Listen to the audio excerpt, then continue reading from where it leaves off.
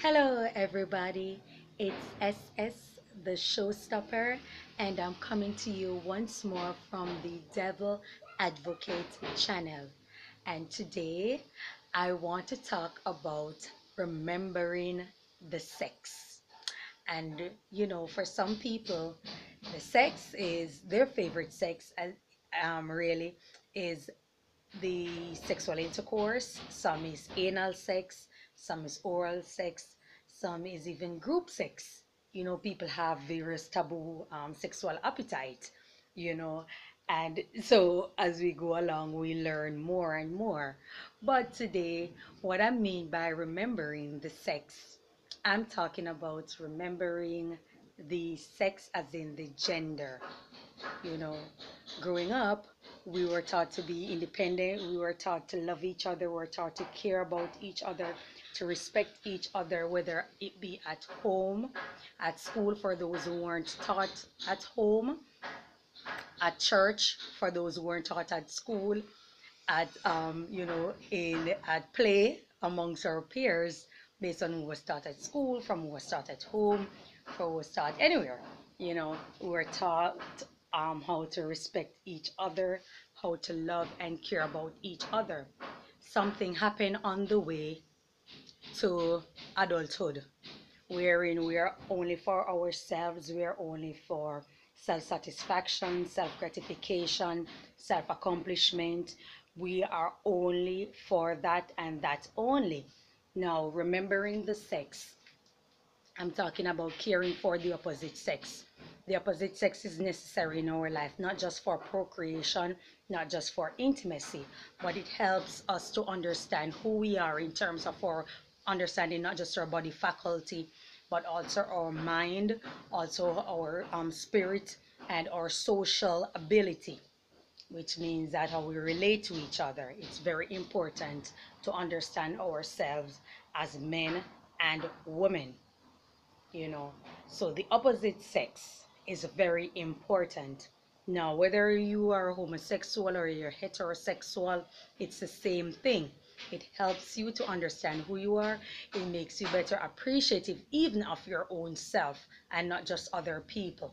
So remembering the sex is important.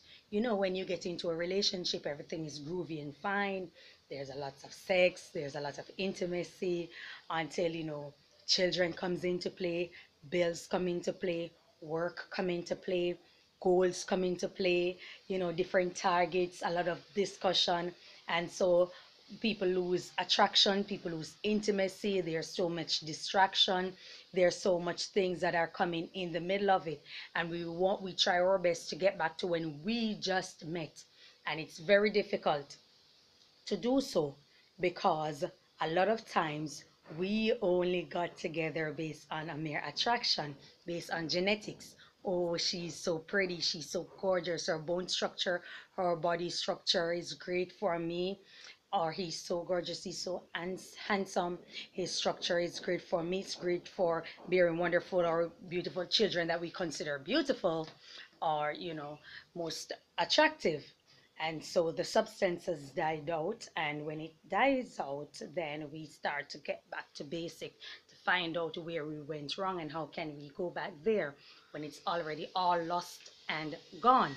So many things are coming in the middle of it. I can't keep you guys together for some strange reason, you know. And so it's very important that we remember to love and appreciate each other beyond the physical norms.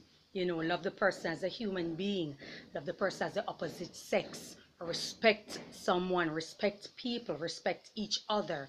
you know as I said, something happened along the way between whether it be childhood and adulthood. And for those who are the higher powers that are in charge, they instill they instill a lot of deviant behavior, wherein people don't care about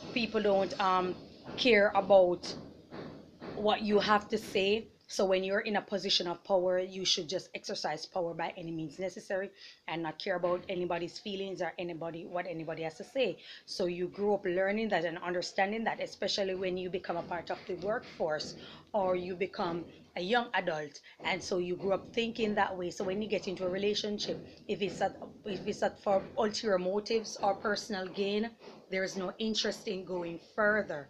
And so when all of that is lost at the first quarter, or wherever you reach or arrive in the relationship, you're trying to get back to basic in hopes that you can grasp when it's already gone, because you got together for all the wrong reasons. So that's what I'm saying. It's important to appreciate the sex. It's important for you to appreciate the sex as in your gender and as in the opposite sex also. Because when you appreciate yourself as a being, as a woman or as a man, you know how good it is to love. You know how good it is to be loved. And so, because you want it in return, it's best to always give it. It's best to look forward to be appreciated, you know, because selfishness goes a long way, and it affects the very fiber of our morals. And so, because it affects us so deeply, we can walk around with our head held high, we can model, we can be very pompous, we can be very proud, we can be very arrogant. We are free to display these attributes. But guess what? When you are alone and the four wall caves in on you, you will have that to deal with. You'll remember all who you are and it will come back to you. So it's important to remember the sex. That first date when you go out and you have that little conversation, that walk in the park, that little dinner, when you were getting together and stuff like that. You have to remember that this is someone across the table from you, and it's important to know them. It's important to get to understand them. It's important to know what their goals are in life, who they love, who they appreciate, what are the finer things in nature that they love. If these are people that don't love, it's people that you should just respect and move on and wish them all the best, that they'll grow somehow.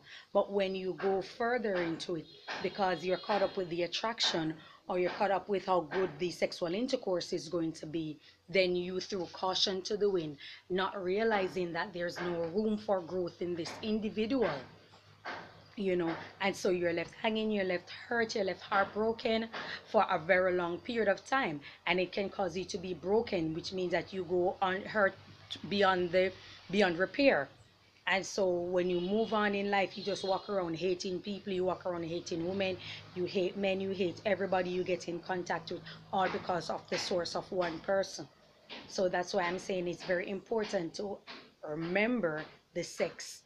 Remember who you are. Remember your appearance. Remember your being, you know. Remember your being, and remember your purpose in life, that you are special, you are a gift to the world, and loving yourself is very precious. So by that way, it's easy to love others, you know. I've seen so many things. And for guys, it's okay to buy her little flowers. It's okay to buy a little some candy. It's okay to be courteous. You still want women, we're in a society where men still want women to be subordinate, to be subservient, to be subjects.